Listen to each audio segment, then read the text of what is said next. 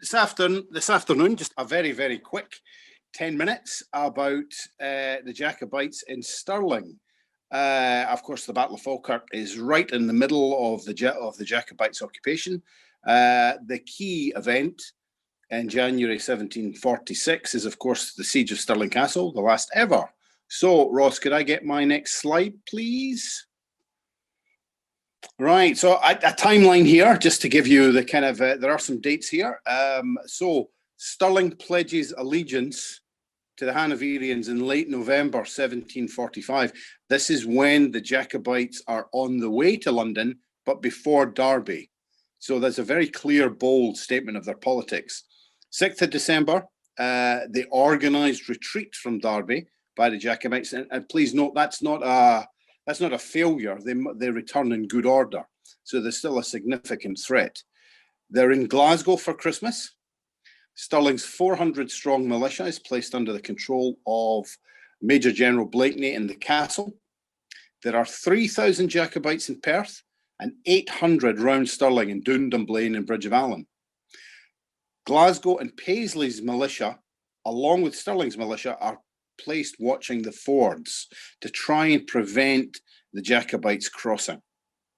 However, most troops are sent to Edinburgh, leaving Stirling with just its own troops.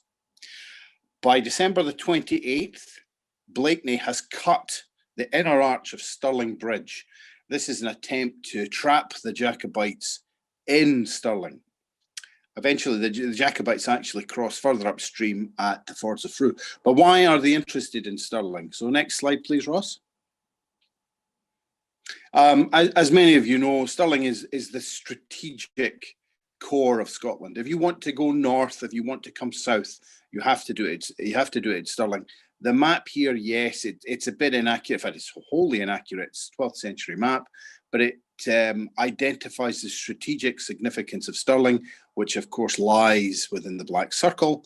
And this other illustration here is a contemporary image of Stirling in 1746 by, we think, a government spy. This is in the government archives, and you can see the castle there. We'll see this image again later on. So next slide, please, Ross. Now, the thing about Stirling is it actually has the best preserved city walls in Scotland. And you can see on the top map, which is again roughly contemporary or immediately after the siege in 46, you can see the thin red line on top of the crags.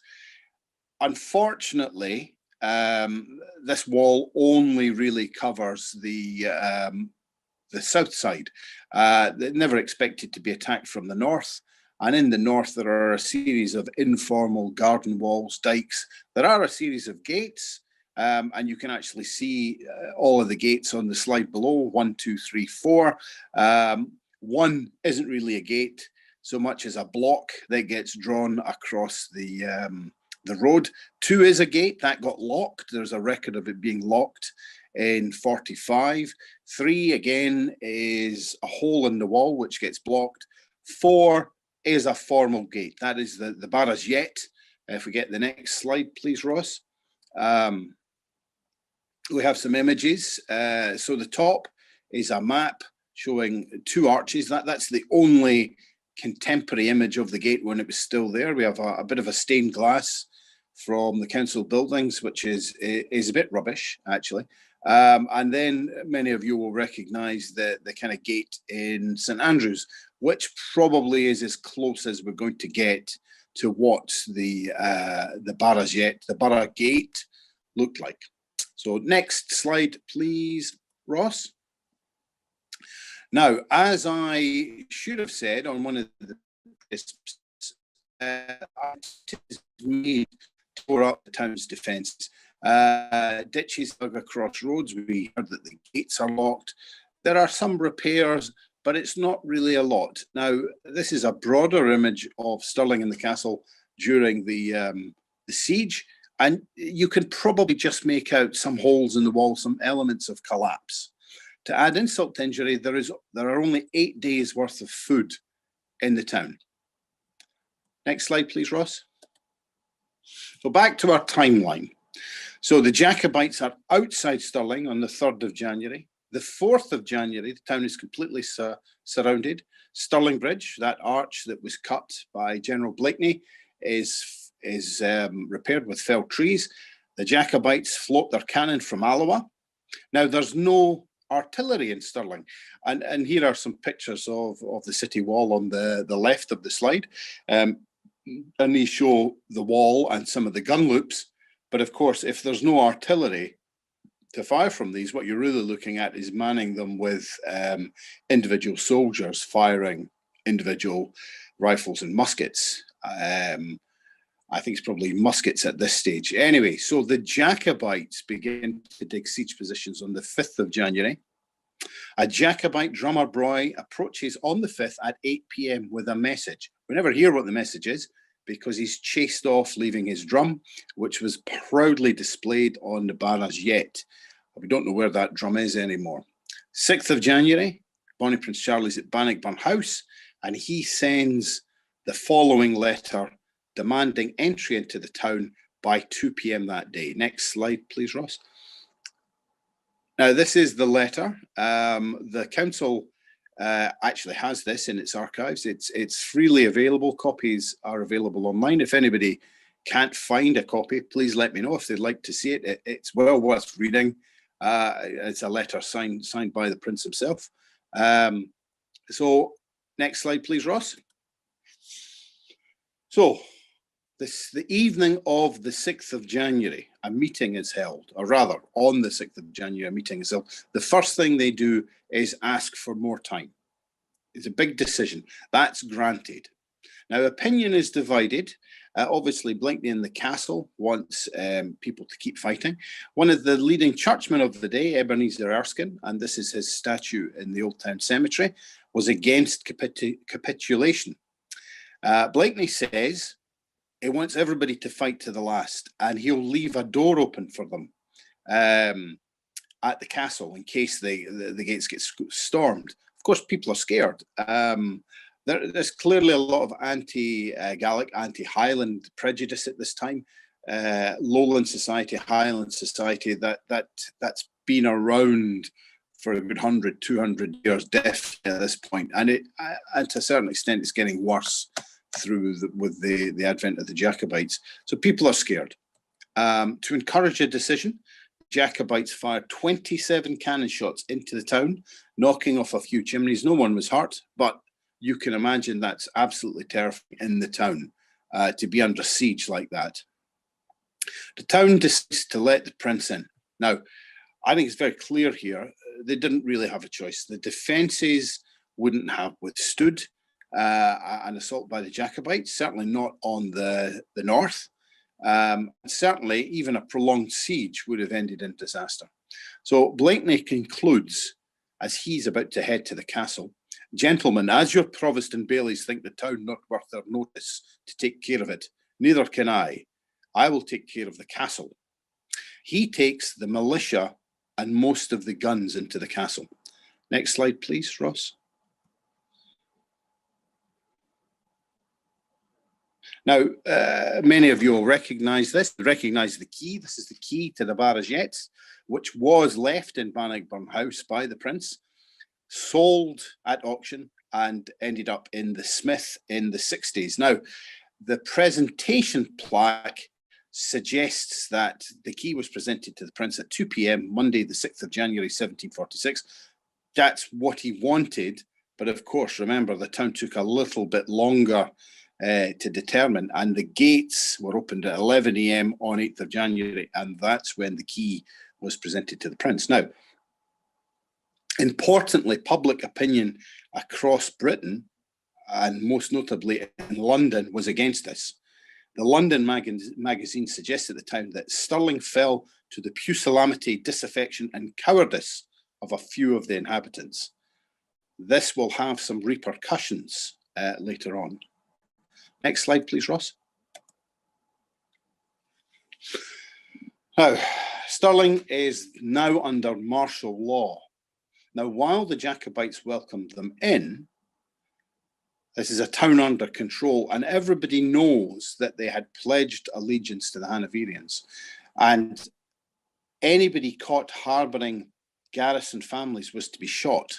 So the town is under complete control. Next slide, please. So this shows what the old grammar school to the left and Marswark to the right.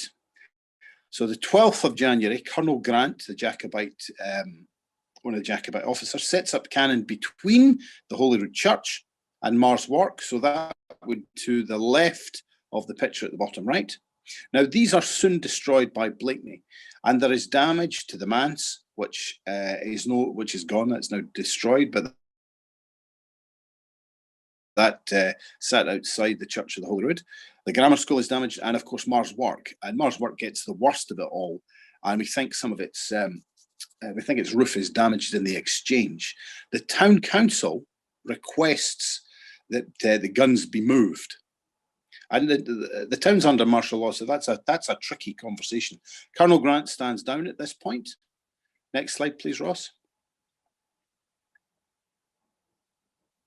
Oh, I've jumped ahead myself. That's fine.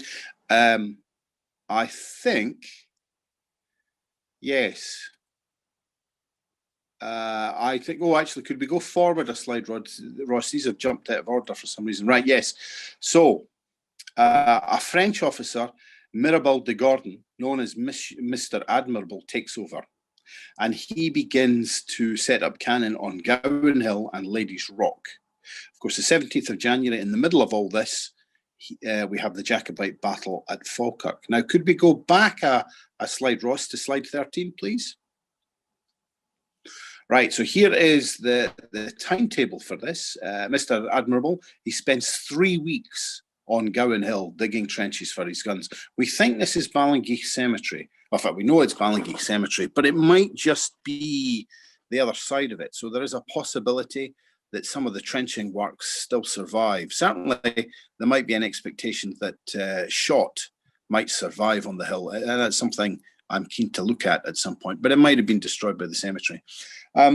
This is clearly a silly position to mount. Blakeney apparently could see the buckles of the shoes of the Jacobite artillerymen.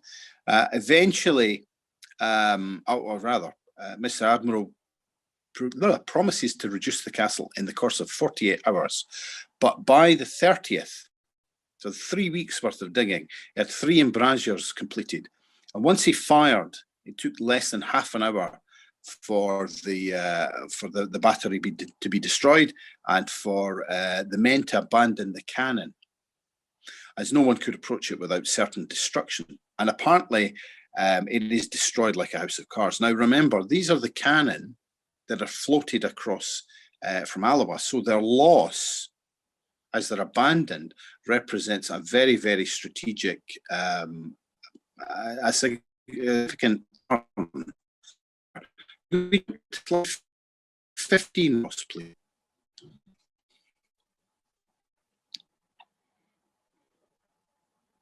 And then the next one, next one. Thank you, that's it, the one with the fan. So this is a fan depicting the Jacobite from Stirling, again in the Smith Museum. So the Jacobites had solder in the ancient church at St. Ninian's. The gun position on Gowan Hill is destroyed on the 30th. The Duke of Cumberland is in Linlithgow on the 31st. And on the 1st of February, the Jacobites abandoned Stirling. Now, they are keen to get their gunpowder. They've obviously lost some level of munitions, artillery at Gowan Hill. What they do is they ask local people to help, and the local people start to steal the gunpowder. Some of them have it about their person, some of them hide it under pews, and in what is clearly a Homer Simpson moment, the guard fires a warning shot at the people stealing the gunpowder, and of course the church explodes, and the fan depicts 5 people blown into the air and actually 2 people dead on the ground, and you can see the detail there. I mean, it looks slightly comic on the fan, but that's absolutely horrific. Next slide, please. And this is one of the bits left of St. Ninian's Kirk, and where the finger is pointing there is actually a gun, a musket ball impact on the side of the church. So perhaps one of the shots that's fired in warning at the gunpowder thieves. So next slide, please, Ross. Now, all that's left of the ancient St Ninian's Church, which was probably founded in the late Roman period, the 5th or 6th centuries AD, is the bell tower and the nave. The remains, the major stonework, was actually used to build the current St Ninian's Church 4 or 5 years later, and the rubble that they didn't use was actually dumped in a big pit outside the wall. And here is an excavation I helped run back in 2015 on the site of the rubbish dump. And if we get the final slide, please, Ross. So afterwards, there are clearly accusations of treachery and cowardice against the town. But the council had a plan. They made the Duke of Cumberland a burgess of the town and sent his certificate in a silver box embellished with the town's arms, including the wolf on the rock. So clearly that's okay.